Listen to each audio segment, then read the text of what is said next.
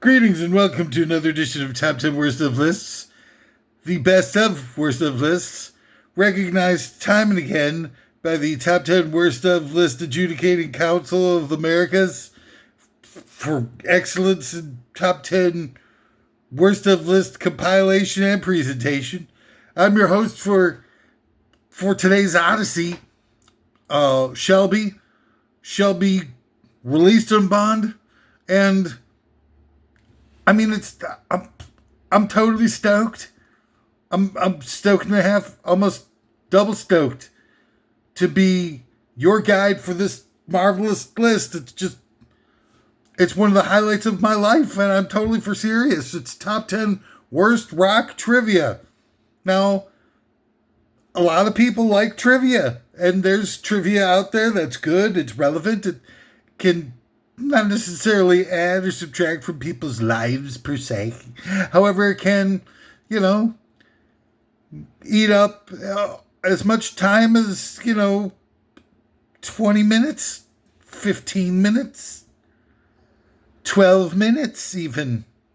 So, I mean, there's that. But before we go into this amazing Odyssey, I'd just like to, getting to know you, getting to know all about you type of rap session, just the two of us. Or I'm presuming that there is somebody on the other end that's not a guaranteed given. We're up to about 1.1 views per episode at this juncture, which is a considerable improvement over July's catastrophic numbers of 0.3 views per episode. Catastrophe has struck top 10 worst of list. But our near total anonymousness allows us to throw caution to the wind and prance outside the lines as we take on the status quo with both barrels. Come on, status quo. What do you got? Oh, uppercut! Bada boom! They're never ready for the uppercut. The freaking uppercut's got 100% success rate shelf. Alright, so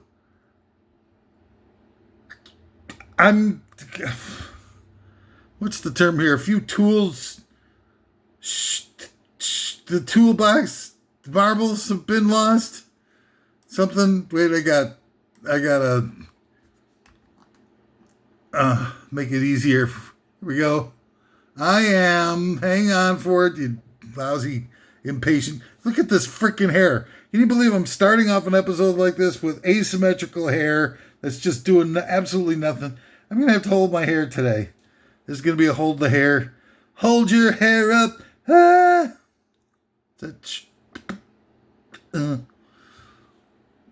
There we go. Not the brightest crayon on the box. That's what I was trying to remember. Okay.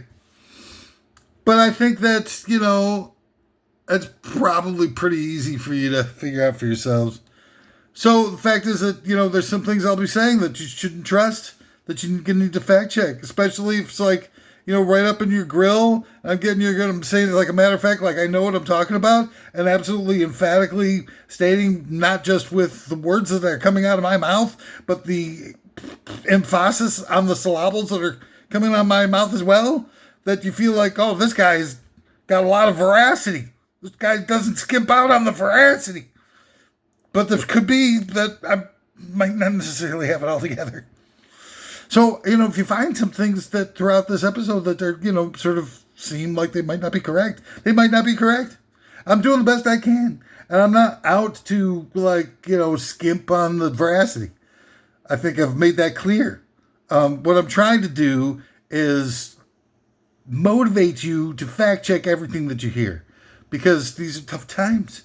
And while, I'm possibly making a few slight tiny things go wrong here with my content issues, the corporations have the resources to be able to figure it all out and get it right and do like a second take or something, or printer retraction. All things that I came incapable of doing at this level. So fact check it yourself. You should fact check the corporations too, because they might be telling you something that they in such a way that they can't get sued over that. But that doesn't mean that they're not omitting vast amounts of the objective truth, so that you get a forced perspective instead of an objective perspective. Objective perspective. I got to jot that down. That could be a great talk show. Ladies and gentlemen, welcome to another edition of Objective Perspective. I'm your host for today's evening, Harry Palms, and I can't wait to be able to bring with you. So first, we'll just have some commercials before we get into the whole nitty gritty, or at least the gritty part of the nitty gritty. Oh, so glib. All right, here, part sponsored by, from the makers of bonsai plants, now come bonsai pubes. I haven't just struck on another billion-dollar business bonanza in a revolutionary new way to turn on your main squeezer, side piece something fierce. The full Brazilian is passe. Hey, landing strips are a thing of the past. Get out of town. Get out of my wheelhouse. Turn on your lover to the new exotic themes and delicate groin foliage of bonsai pubes and thank me later. Pube up now and thank me later. Sorry. Pubes, bonsai style. It's going to be like, now available in bonsai man buns and bonsai chest belts.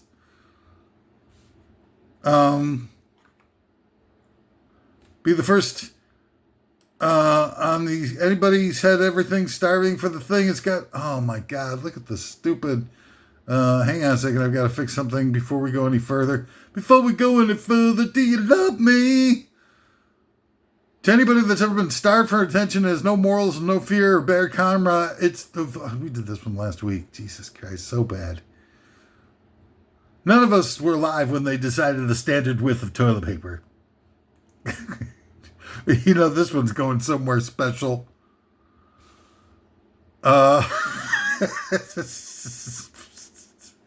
This was before the advent of today's modern overeaters who make the overeaters of yesteryear seem emaciated and garbage-like. That's why Harmon Toilet Paper has created a new triple-wide sheet for chunky-style toilet paper that's nearly a foot wide. Nearly a foot freaking wide. And the people at Harmon Toilet Paper realize you need toilet paper designed for those really big BMs with chunky style. Your needs are covered. That's why we have full confidence when we say at Harmon, we've got your back. I didn't say that, did I? I just thought it. New vacuum razors come with a high-intensity suckage device, which pulls the hair follicle almost out of its mooring in advance of the blade sweeping in to lop it off for the closest shave that returns the skin to a baby smooth texture. God damn. Where do I sign up? New Narcotics Digital Connoisseur is designed to help you find the perfect pairing when seeking to wash down your pills with the perfect alcohol combination. We know at this point that white wine goes with fish, red wine goes with beef, but white wines or other liquid refreshments pair up best with pills such as Adderall, ecstasy, and gas huffing. Let New Narcotics Digital Connoisseur do the heavy lifting, and you can just focus on enjoying the buzz. It's digital, whatever I said. And Old Kids on the Block is coming up with a new album September 2nd. It's their latest album called Hunker Down for Doinkage.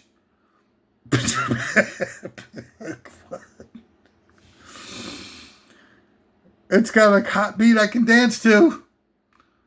And finally, the new one and done board game designed for kids with zero focus. The entire game board has 10 spaces and the dice are marked with 6s on all sides. The winner of the game is the first person to circumnavigate the board one time. Therefore, the game is over on the first roll of the dice. That means the winner is declared by whatever means you choose to find out who rolls first. It's the one and done board game, the only game that takes the amount of time your really willing to commit to your family life? 0. So it's 2 dice with 6s, all 6s, and you roll it once and it's a 12. You can't roll anything less than a 12, and the game only has 10 spaces, and so you're done after the first roll. And that's the whole game. The game is who rolls first. God bless it. Hang on a second. Oh, I got you. Let's go. Monhair. Monhair. What's it get to do? Monhair. But-do. Monhair. But-do. Zucchini condoms. Zucchini is the vegetable that's the most it's most like human skin, so much that it's used to train scalpel skills for surgeons. It's zucchini condoms. Smooth sailing from zucchini condoms. All right, so let's get in with the list already, shall we? Sorry for the little delay there, the little distraction.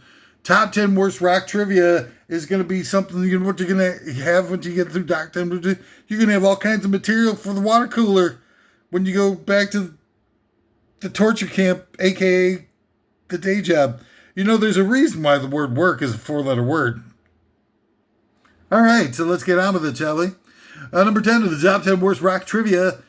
The Kinks are banned from touring in the United States. Like right at the peak of when they're doing their thing in the mid-60s.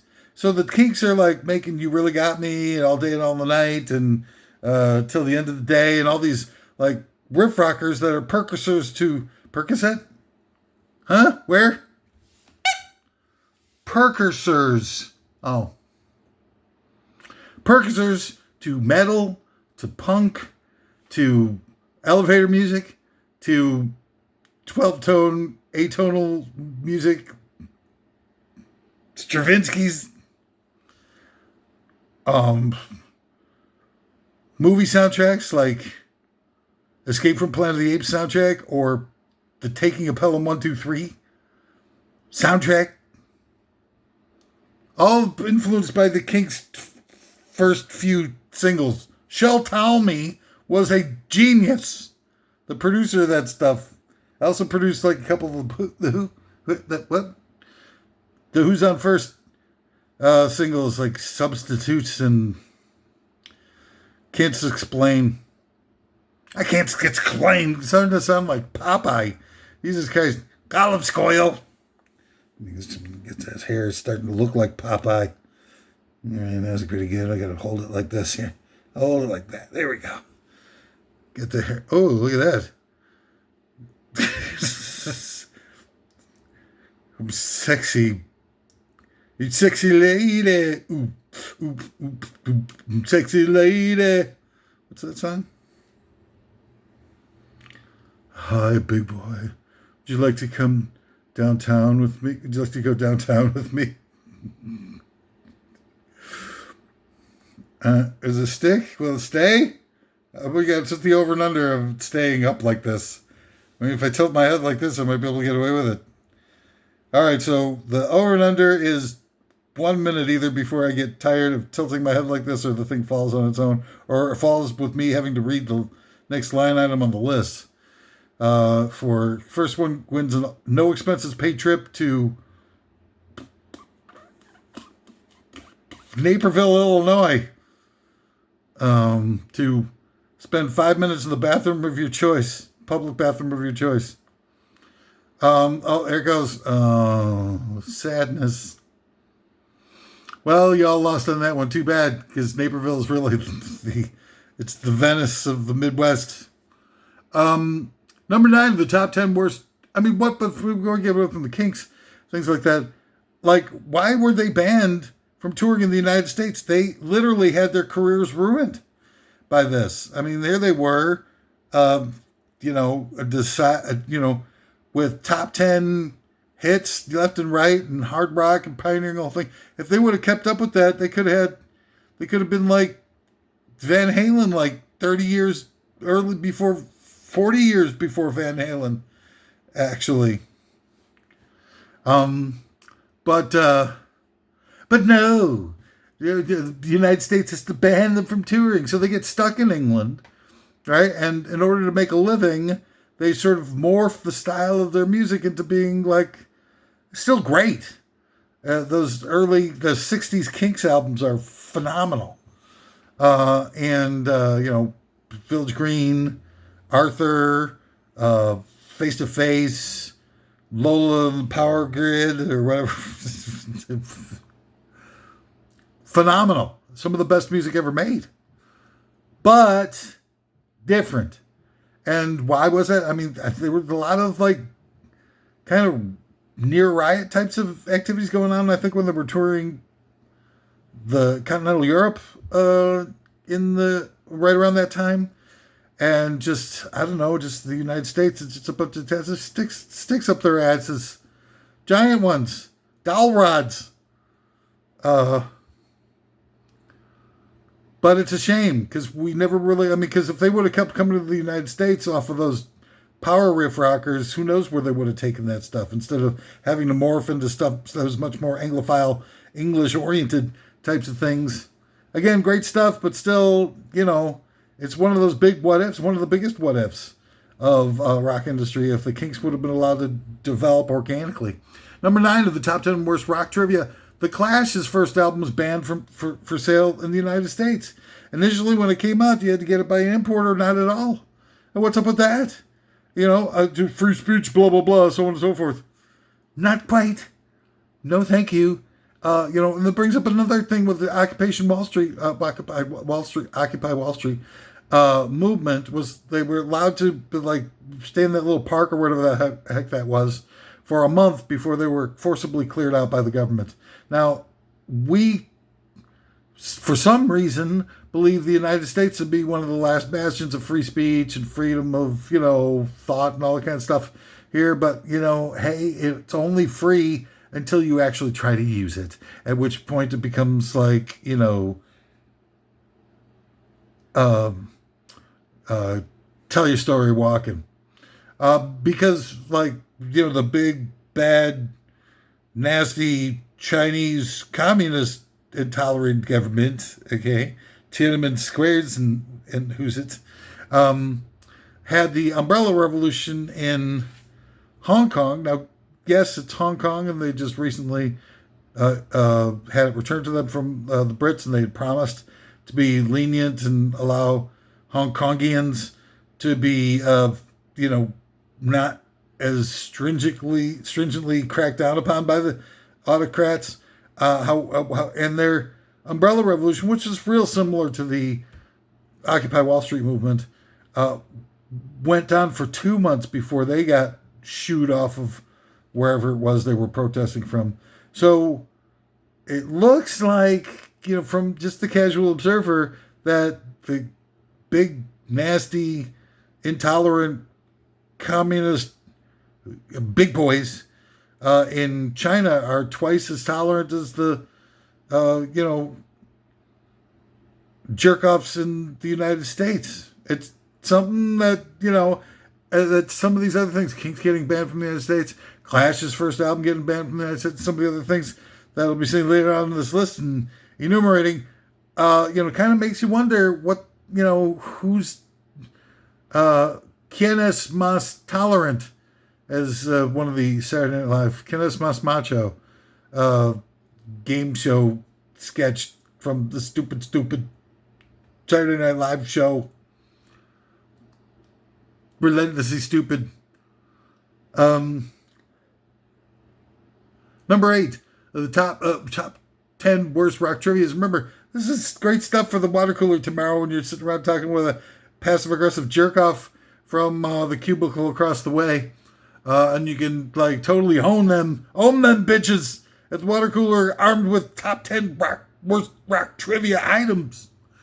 Number 8, Paul McCartney invented heavy metal with the release of his song Helter Skelter in 1968 while trying to outdo, allegedly, The Who's I Can See for Miles. Because you read an article or heard a review on a radio or something like that, they're going The Who's new song is like a raucous affair. Quite raucous indeed. Those Brits and everything like that. By raucous, they mean completely out of control. So McCartney said, well, Beatles should be able to do something better than that. And then they went and put together Helter Skelter. Now, did does the fact that Helter Skelter was written in fetal blood at the murder house of Sharon Tate make the song Helter Skelter more metal? Because it's like real close where metal like really came from, and what the first official metal tune is. Is it Zeppelin's first album? Is it Black Sabbath's first album? Is it, even though it's sort of more proggy, I guess, King Crimson, 21st Century Schizoid Man's? Or is it, is metal, an offshoot of Hendrix? Like Purple Haze and stuff like that. It was a little more psychedelic, but underneath the swirling ping-ponging of the stereophonic effects and stuff, underneath all that, it's metal. It is metal in many ways. But I don't know. I'm going to give the nod to Paul McCartney for Helter Skelter and the Beatles, because, it's nasty. It's dirty.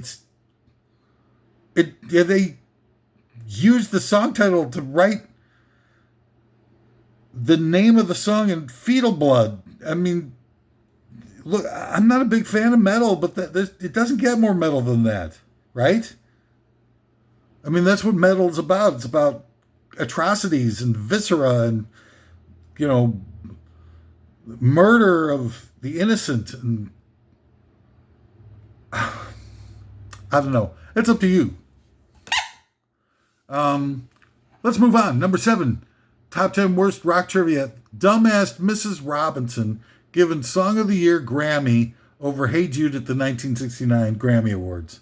Now, the Grammy Awards is absolutely beneath anyone's contempt. It's so rotten and so driven by shifting units that it's not worth paying attention to. It's a real damn shame that the people who got to give the awards for music don't give a rat's ass about music. It's like I Heart Radio.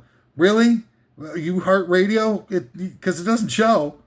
It looks like, you heart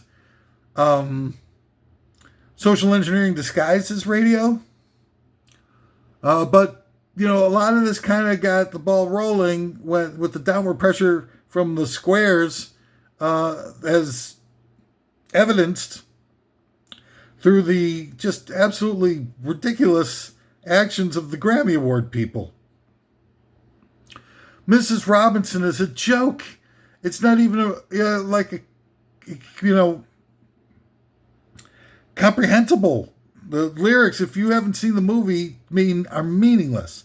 And even if you've seen the movie, it's still kind of like, what the hell is going on? It's not a really potent sort of metaphor for things, because Joe DiMaggio, baseball, these aren't, these was it hero deconstruction or anti-hero creation, or just trying to, point out that, people like this are kind of lowlifes, it just doesn't make any lick of sense. The music is okay, but it's nothing, Hey Jude is transformational. First of all, it's a 7-minute single that was one of the biggest selling singles, maybe the biggest selling single of all time. It's certainly in that team photo. It's extremely relatable and expressive, about, times of trouble and, overcoming, indecisiveness and insecurities, and it's powerful, cathartic duality and release all within one gigantic, unheard of. They didn't even know if they could fit the song onto the actual vinyl record when they were doing it, and it can't be touched. It's one of the greatest, if not the greatest, songs of all time. And you throw in a dumbass Mrs. Robinson, but it's not. It's not just that. It's the fact that the Grammys, the award is shaped like a record player, which means that they're giving more credence to the actual merchandising than they are to the music. Because if you wanted to celebrate music with an award, make it a music note or a guitar or a piano or Buddy Holly, some tribute to one of the fallen greats of the rock and roll era, of which there were like a billion to choose from. You gave, made the Jerry West the logo of the NBA while he was still alive because of how great he was. So, I mean, you could have done that, but no, they make it into a record player. Just telling you, everybody, making it very clear that all we care about at the Grammy Awards is shifting units. Okay? In fact, my unit is shifting right now. So maybe it's time for me to get... I think that, it's just a real goddamn shame that that's the way it is. And they give awards to Sam Smith for the Song of the Year for a song that he had been legally found by a judge to have plagiarized 2 weeks earlier from Tom Petty and Jeff Lynne from ELO. And both of those guys were, stout, creative geniuses who never gotten a competitive Grammy Award throughout their entire careers. And all of a sudden, this guy is getting a Grammy Award for Song of the Year for a song he stole from their I Won't Back Down song for his Save on Me or something like that. Stay With Me. I mean, it's just they're rewarding people for stealing stuff. And the logo's a record player implying that all they care about is materialism. And this is music? This is what they do to honor music? It's the same type of jerk-offs that, for the freaking rock and roll Hall of Fame with Love and Spoonful and Foreigner and Billy Idol and Bad Company. I mean, it's like a nightmare of watching these nobodies getting elected to a Hall of Fame just so that they keep raking in the money from the banquet and the build a bigger endowment fund and pay themselves more money. Has nothing to do with the music or the quality of music. I mean, would they be done right now? There hasn't been anybody in the last 10 years or something like that deserves to be put into the Hall of Fame. I mean, who are these nobodies? Was it Belinda Carlisle coming up next? What the? It's just like Belinda Carlisle was the first woman besides Stevie Nicks to get voted in as both solo and part of a group. And she's so fantastic. I can't wait. Belinda Carlisle. Maybe you could have like Susie Quattro. Susie Quattro. It's coming. They're going to be so desperate. Another 5 years, they'll, all those people they've been keeping to the side so they could kind of give just the tiniest little bit of the air of legitimacy to keep their stupid ass awards show going every year by, keeping like Jethro Tull off to the side or whatever else they got. I forget off the top of my head. All right, I'll look it up. God damn it. Can't you do anything for yourselves? You freaking people left out of the Grammys. Hall of Fame, Rock Hall of Fame, not the Grammys. Everybody's left out of the Grammys. Grammys give an award for heavy metal. The first heavy metal award goes to Jethro Tull, which isn't even a heavy metal band, for an album that was released in a different time period than what the awards were being given out for that year. Here's one. Oh, that's 2026. Here we go.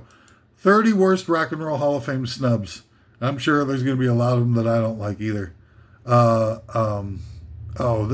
Look at these posers. Britney Spears. Were they having a lip syncing ward room at the Rock and Roll Hall of Fame? Why not Milli Vanilli? Well, actually, Milli Vanilli is the most influential performance artist in all of history. People who don't participate any way whatsoever in the creation of their music, being, is now the Milli Vanilli model is now the preeminent model of how all of music gets created: computers, software, and posers. But Britney Spears, uh, uh, what has she ever done that's musical, and what part of or role did she play within it? Like, I mean, how many auto tunes can you put into a record and still qualify it for, actually being a piece of music before it's like a piece of technology? Thin Lizzy, maybe, I don't know. I mean, they were fun and whatnot. So I'm not really totally sold on Thin Lizzy. I'm just not a big fan, but I know that live album's a killer. And the guy died, so that's got to be worth, a couple of extra points in the plus column. Smashing Pumpkins, I hate Billy Corgan. I would rather see, the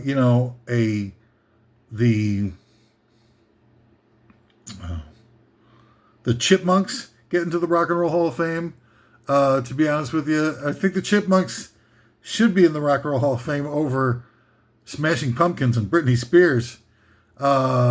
Snubs, I'm not even getting into like the hip hop guys and stuff like that. Busta Rhymes, pretty good. I got nothing bad to say about Busta Rhymes.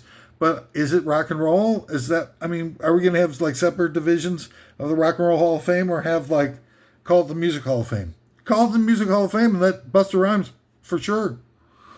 Harry Nilsson, nice. Yeah, he'd be great. But he kind of like only had like a couple of 2-3 albums or so where, he was really kicking. And Nilsson Schmilsson is an all-time classic, though. It's a top 50 album easily of all time. And, everybody's talking wasn't his song, but he made it his own. De La Soul, for sure, if it's a Music Hall of Fame instead of Rock and Roll Hall of Fame. And I think it should be a Music Hall of Fame. Fish, Fish can eat the corn nuts out of my hardened, blown dry turds. Like really get in there and dig around for the corn nuts. Tool, yeah, I love Tool, man. I mean, Tool, again, sort of like, if you're talking about quality of music, they'd be in like on first ballot guys. But, that's not what it's all about. Fiona Apple, I don't know. What's she done? Does anybody remember? Criminals, she's got one good song. You give somebody Rock and Roll Hall of Fame for one good song? No thanks. Fugazi, great band. Rock and Roll Hall of Fame? Why? I mean, are you just going to start like dredging up all these sort of like bands that nobody knew? People who knew them cared about them a lot and they were great. But, I mean, what kind of impact are you going to start dredging up? I mean, where's, Flaming Lips? Where's, what you call it, those guys from Minnesota?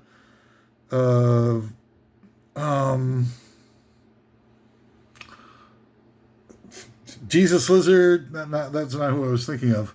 But Jesus Lizard, I mean, these are bands like, Crimson and stuff like that. These are bands that are playing on the margins, but doing great work. I mean, Nick Drake, you could throw it in there for consideration, and stuff like that.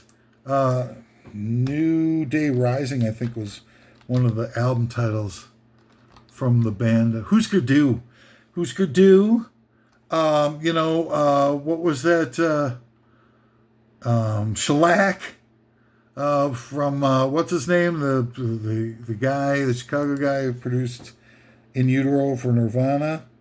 In Utero. I gotta mention this guy's name because he's so classic. My brain is really distracted by all this talk of negativity. I think produced by Steve Albini. But his band Shellac is killer. The Last Poets should be in there. Again, if it's more of a music expansive type of a thing, Gil Scott-Heron should be in there. There's a lot of guys Let's see. I totally lost my place. Um.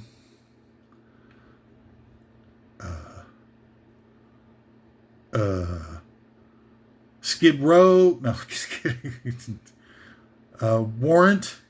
No, just kidding. Blue Murder. The Dogs D'Amour. The Choir Boys. Soho Roses. Spinal Tap should be in the Rock and Roll Hall of Fame. They only did like 2 albums, I think it was. The second one's kind of not really worth paying attention to. But the first one is so great. It's like, never mind the Bollocks, we're the Sex Pistols. Spinal Tap is kind of almost on that level, even though it's a tongue-in-cheek satire. It's still, I mean, they should be in there. If you're going to put in Britney Spears, you got to a Rock and Roll Hall of Fame where she barely utters, like she comes in and goes, da, da, da, da, and then they auto-tune it into all the songs for the next album. And then she goes and she does it, thing, abusing her children, like, who knows what else she does to keep herself busy, keep herself occupado. I lost the frickin' thing with the bands that I was going through. Stop. Stupid. I am the worst. I'm definitely not going to be no Hall of Fame for anything. Top Candy Harlots, Smashed, Gladys. Well, how are these bands not in the Rock and Roll Hall of Fame? The Vinnie Vincent Invasion, Tokyo Blade, Kick Tracy. How is he not in the Rock Hall of Fame? Bang Tango. Striper. Don't tell me things are getting that bad. That Striper's in the frickin' Hall of Fame. And all of Fame consideration. Striper. For that induction to the Hall of Fame, just one band this year, it's going to be Striper. Slash Puppet. Slick Toxic. Blood Fart. You got Blood Fart in the frickin' Rock and Roll Hall of Fame. God damn it. Danger, danger.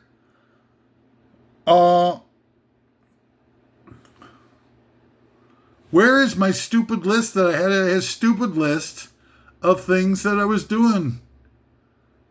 How about handy home tips? I got that one's open. Easy grip tool handles by taking hockey stick tape and putting it on your tool handles.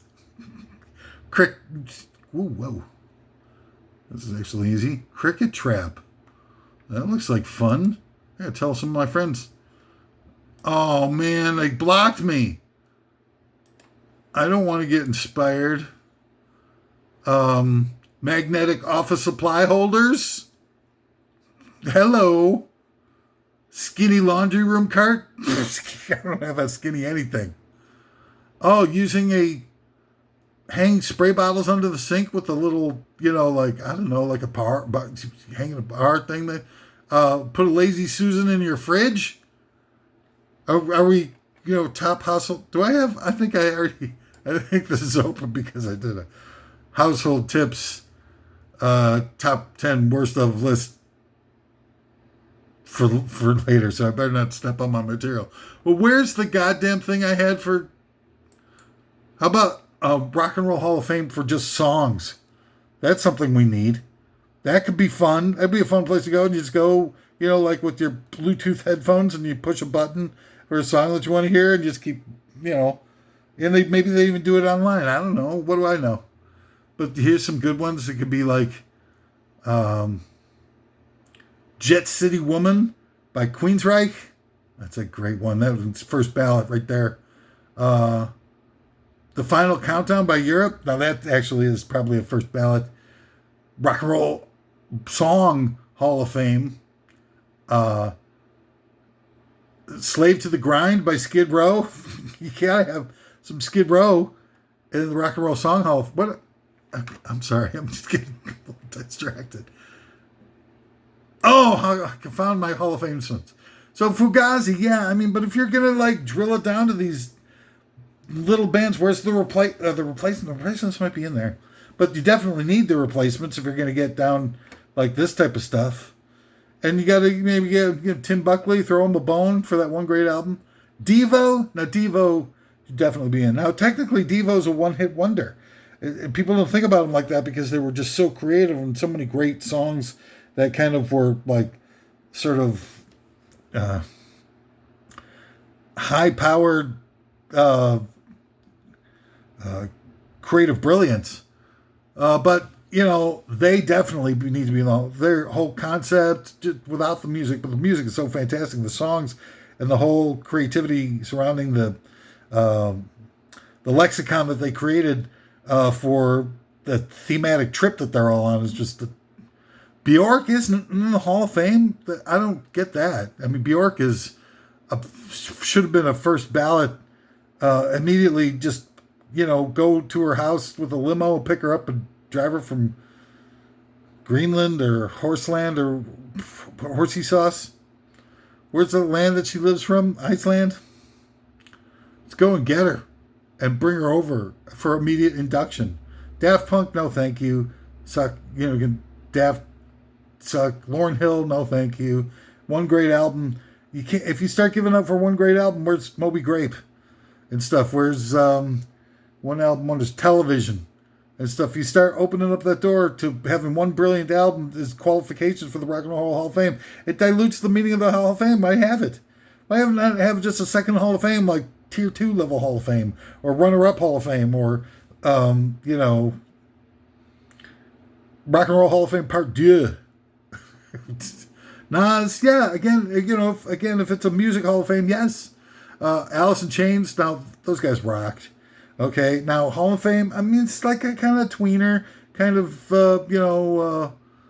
Crimson for sure, because they were just so, I mean, they invented a whole category of music by themselves, and virtuosity alone that they've had, and the longevity ultimately that they had, even though it kind of fits and starts in the after they first came out with an album in the early 60s. Pixies,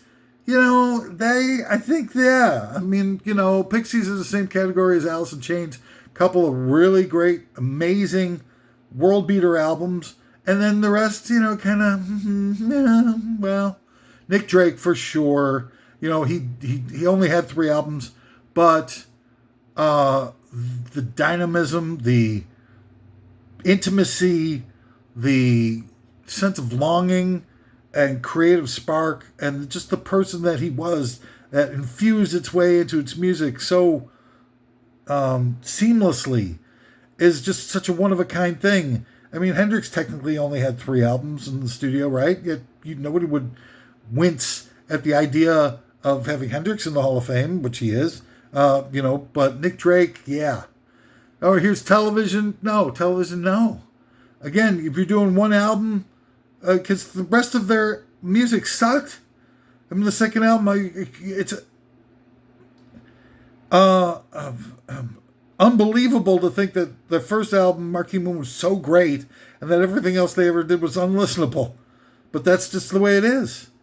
Motorhead for sure. That's just it's a travesty.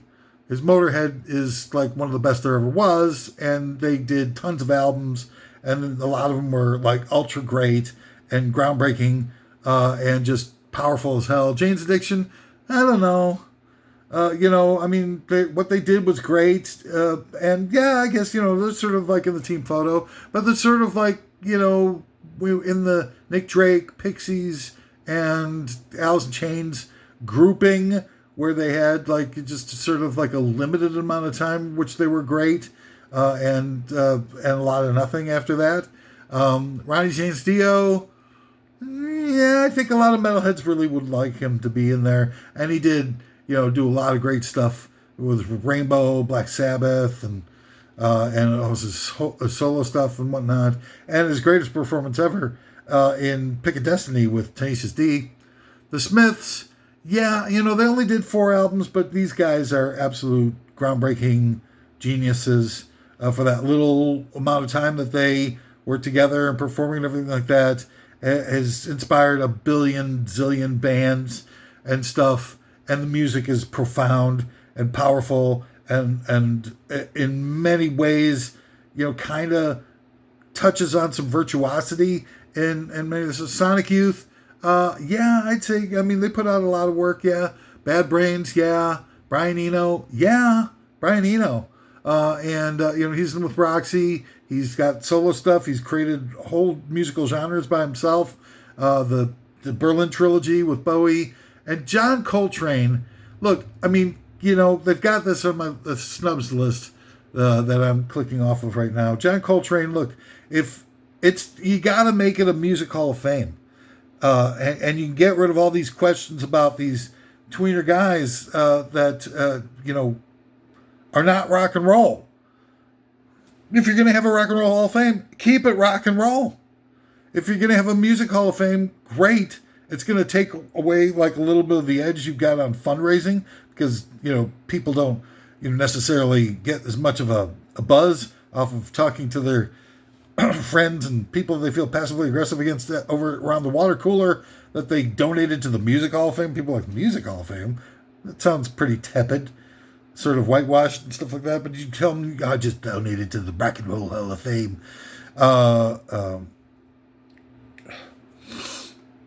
And they're like, oh my God, wow, how cool you are. Can I touch the hem of your garment?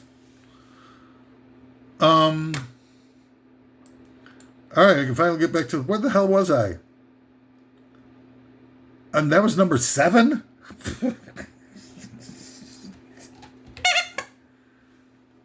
Look, I need a little bit of juice here. I'm going to have to give myself a little boost of the...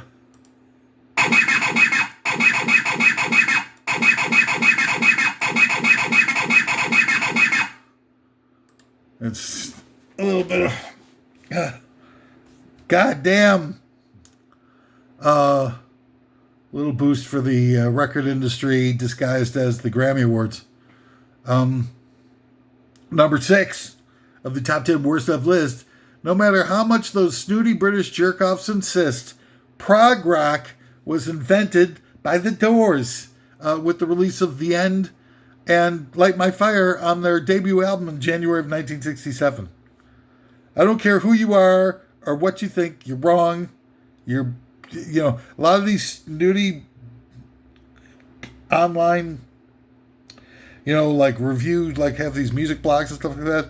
Well, I'll talk about, prog rock being like the Brits and stuff like that. And, America had only a very limited amount of prog rock and nothing as sort of expansive and big selling as the British prog rock bands. Yes, and ELP and Jethro Tulls and Crimson and even like people like Gentle Giant and stuff like that. Genesis, for sure. And in the United States, you had Zappa and you had Kansas and I don't know, maybe a couple others scattered here though. But the Doors, look, prog rock is simply this. There's a few qualifiers and that's all there is to it. It's got to be an extended song. It's got to be some level of virtuosity in the music. And, go off on tangents and whatnot. And Light My Fire and The End, especially The End, are totally fit into the scheme of things for prog rock. The prog rock was invented by the Americans. And when the music's over even was before any of the British prog rockers got started. On their second album, later in the year, in 1967. But The End, basically, that song The End is for sure the beginning of prog rock. There wasn't anything before it. And it was, and so any British people that you bump into around the water cooler that you feel passively aggressive against or downright hate. And they try to tell you that prog rock was invented by King Crimson in 1968. Go like, hey, screw you, buddy. I'm looking at the Doors debut release in January 1967. The End. That's the beginning of prog rock. And up yours. And yesterday I had sex with your sister. She's of age. She consented. She's super hot. It's a good time to, when you're dressing them down about prog rock, to let them know that you banged one of their family members. You know, I'm planting seeds here. You know, listen to me now and hear me later. Now, before we get on with number 5, a lot of people have been asking for me to do a lot more of my imitations, my budding imitations, listings here. They want to hear me do the whole routine. I got you covered. I got you back. Number 1, Judge Mills Lane. Let's get it on. Mills Lane. Nick Nolte. You're done. End of story. Gantz. I got your gun, cop. You're done. End of story. Mr. Roper. There we go. Steve Martin's Inspector Clouseau, the Steve Martin reboot of Pink Panther. Good one. Pursed Lips of Tony Curtis. From Some Like It Hot, female character. And the Crypt Keeper from Tales from the Crypt. Bonus questions! And of course, the most popular one that I've got going now, my brand new imitation, Marlon Brando as Don Vito Corleone in The Godfather. Never tell anyone outside the family what you're thinking. All right, ladies and gentlemen, thank you so kindly. Salute. All right, now we got back to the work here. The top 10 worst of lists. Number 5, David Byrne, the guy from the Talking Heads, did a Broadway musical tribute to fascist murderer Imelda Marcos and clothes hoarder with tens of thousands of shoes while her people were starving out on the streets and dying, being murdered. And he tried to be a union buster in the process. So David Byrne, I suppose he was copying off of Evita by Andrew Lloyd Webber.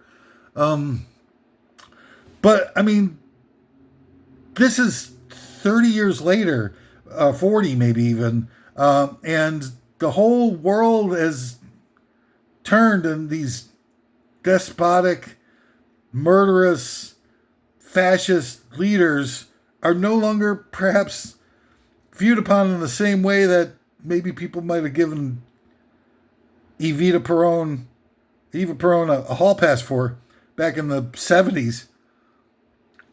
It's, like this happened like last year, and David Byrne puts this Broadway musical tribute to Imelda Marcos. I'm looking at this stuff going like, what kind of irrational fascist celebration is this jerk off trying to pull here?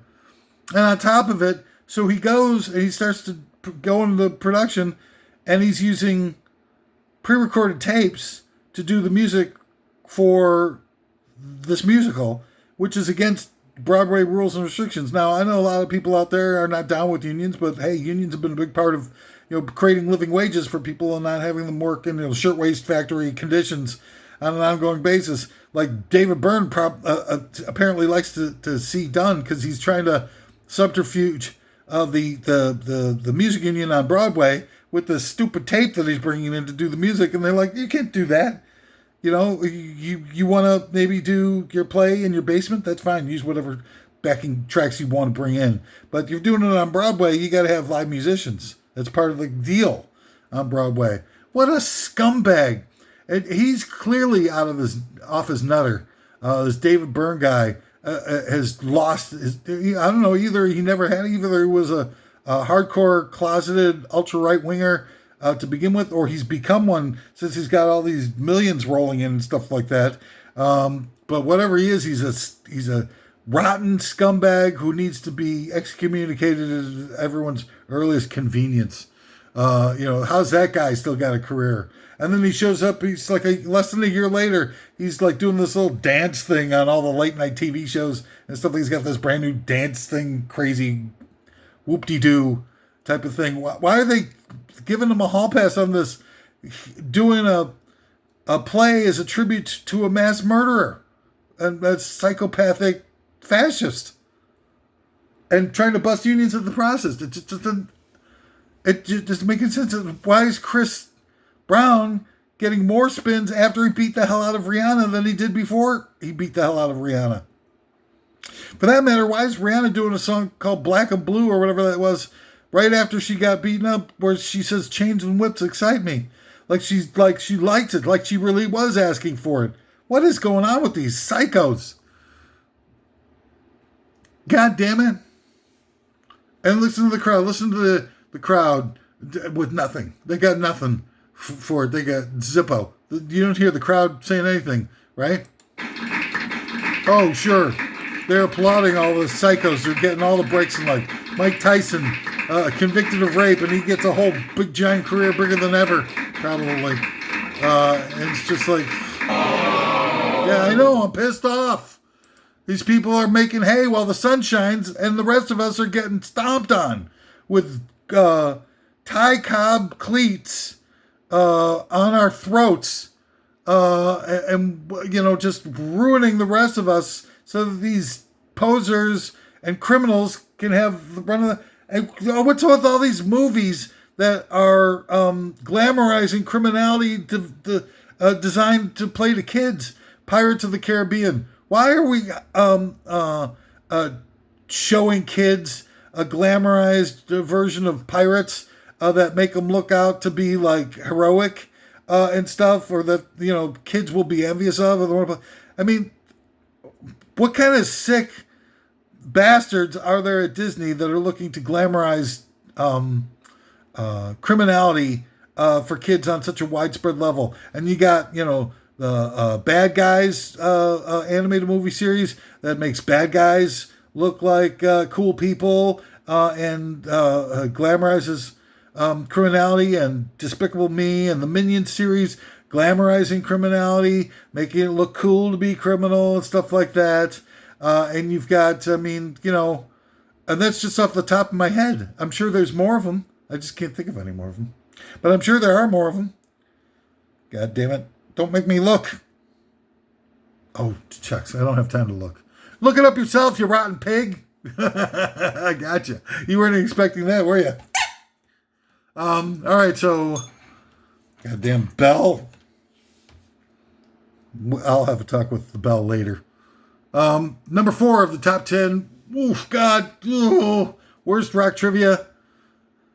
The song Imagine by John Lennon was banned from the radio following 9/11. Why? What does 9/11 have to do with Imagine? You can imagine all the people living for today. Imagine there's no religion. Imagine there's no borders. I mean, it's just a song where it tells you to try to think for yourself and imagine things that could be if we, all got together and tried, did things, good things. Oh, the pain is cleanser. Pain is the cleanser. Whew. But I mean, what did it have to do with 9/11? These guys, look, we could have all had an opportunity to turn the other cheek and go like 9/11. Yeah, we've done some pretty nasty things. Apparently, if you want to believe the liturgy on it, that we turned our backs against the Taliban after they defeated the Russians on our behalf. We used them as a proxy. More than millions of them died. And really all they had to do was sit out and wait. The Russian, government imploded within a year after they'd been kicked out of the Afghani war and stuff. And yet all the people sacrificed their lives to fight a proxy war on our behalf, and we turned our back on them after the war was over and let it get all crazy. And that's when Al-Qaeda came in and whatever. All, Al-Qaeda formed. We were really, in league with the Taliban and the Al-Qaeda people to have them fight this war against the Russians. And it's a very, very likely scenario that when we were paying them to fight the Russians, that we just kept paying them, and we paid them to attack the United States so that we could have a justification for the script about us taking over the poppy fields in Afghanistan for 20 years until, the fentanyl thing in the Golden Triangle started to ramp up its production, and we could move the production back to Southeast Asia as it was back in the, Vietnam days, the glory days, as it were. And then we gave the, land back to the Taliban and said, here's, a few $1 billion worth of hardware, military hardware that we'll leave behind as payment for services rendered, or the lease of your land for 20 years while we, took, all the poppy seeds and opiates out of your fields for a couple of decades, so that you have something to defend yourselves with while you're getting your own military together, and just as a payment for having loaned us your country for 20 years and siphoned all the drugs that we could out of it and dealt it to, the heartland of America. Yeah, I don't know. But they got the, people going like, Imagine? What does Imagine have to do with any of this type of stuff? And the fact that they're going after something intellectual just like sort of says that, let's imagine how things could be if they were a little bit different, if we weren't a warmongering nation led by warmongering sociopaths for just one goddamn minute. And if we can get a vision of that, then maybe we can achieve it. Maybe we can figure out a way to recognize that need within us to finally cast off the shackles of the military-industrial complex and become a real, world again that's accommodating for people that are just, not looking to slaughter other people for apparently no reason whatsoever. And we had a time that we could turn the other cheek and things like that after 9/11, just say, look, we've done some bad stuff. We're just going to, do what we can to make the United States a better country that doesn't abuse people and doesn't, initiate unnecessary wars and slaughter civilian populations and stuff, and shares the wealth with someone, doesn't try to screw them over with the WHO or the WTO, but no, we're like, they've dealt us a black eye, we will deal them we will take an eye for an eye. And it's just, it's always, answers are always violent. The answer is always war. And it's just, if we are the progenitor of all of this.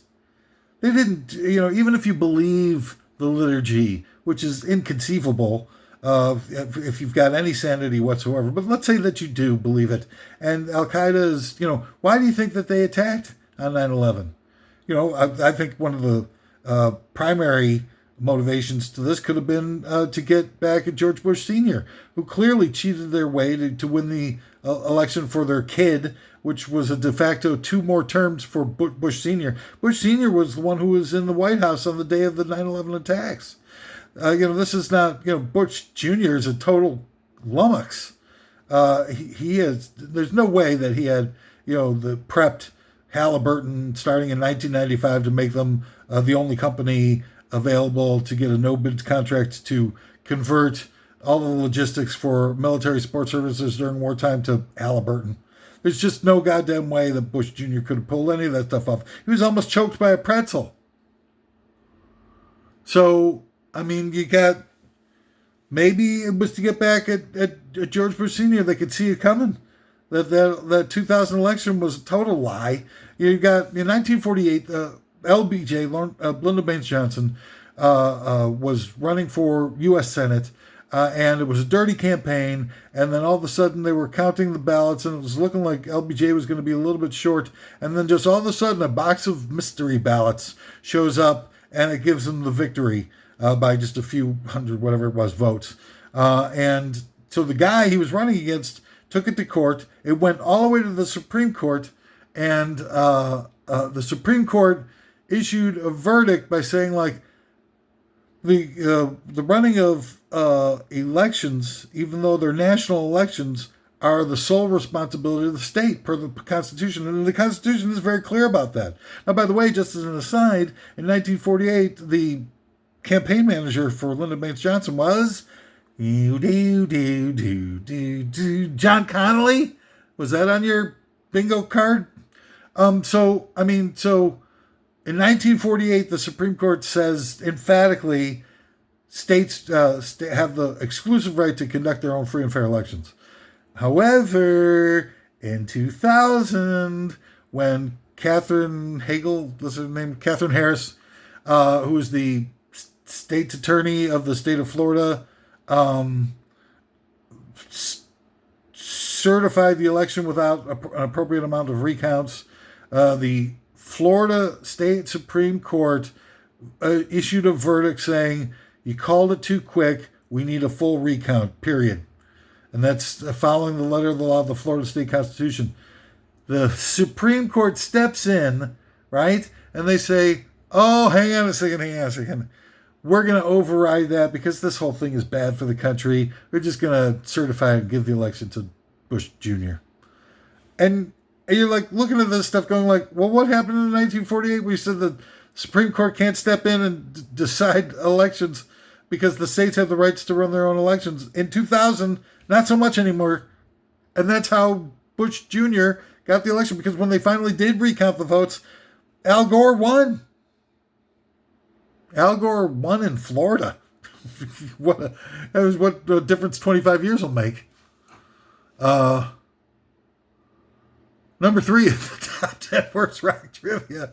Jethro Tull won the Grammy. Oh, geez, I stepped on my own material again. Jethro Tull won the Grammy for the best heavy metal artist from an album they hadn't even released within the year. Within the year the awards were for. Plus, it's Jethro Tull, which has never been heavy metal ever at any point in their entire career. I mean, they were kind of bluesy rock in their first album, but I don't think it was I don't think they have a category as bad as the Grammys are. I don't think they have a category for kind of bluesy rock. The winner in the kind of bluesy rock category is John Mayer. Number 2 of the top 10 worst rock trivia. This is a good one, kind of fun, great for the water cooler. Axl Rose is an anagram for oral sex. Wow, who'd have thunk it? Doink, doink, doink. And the number 1. Here we go. For music one, we should have one of these going. And the number 1 of the top 10 worst rock trivia is the greatest rock bassist of all time was Ray Manzarek's foot. Woo! A double dipping on the Doors. Doors get double dipped on for rock trivia. Ray Manzarek's foot was doing all the bass for the Doors. And it's better than any bass player than ever. Better than... what's the guy's name? Larry Graham from Sly and the Family Stone. Better than Paul McCartney's. Better than that guy from, what was it, Level 42? Is that the band that had that really great bass player back there in the 80s? Better than...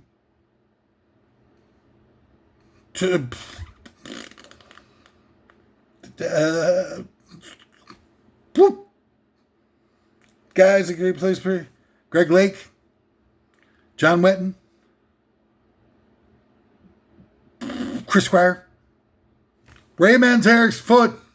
Well, that's all the time we've got for Top 10 Worst Ofs today. What a pleasure it's been to be able to be here once again to bring you such powerful ideas and aspirational types of information. Go from take you out of the heart of darkness into the realm of total self-actualization. Possibilities are endless now with all the top 10 worst of tidbits of information that have been freshly installed into your previously insufficient brain pans. Anyway, I think I'll, just give you one last treat.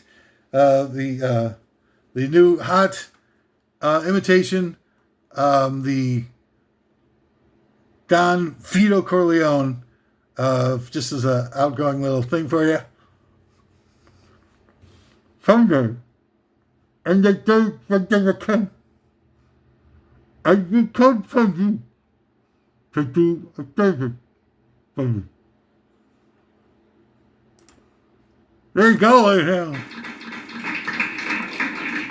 Totally deserved. All right, so that's it. Turning in tomorrow, top 10 worst of this presents a fascinating topic. When I saw this on the top 10 worst of whiteboard for tomorrow. I was like, damn, I wonder if I'm on the schedule to do this one because it looks pretty appetizing. It's top 10 worst sexual device applications for a pine cone. What? All right, so there we go. Hey, by the way, I got one more thing I really need to just get serious with.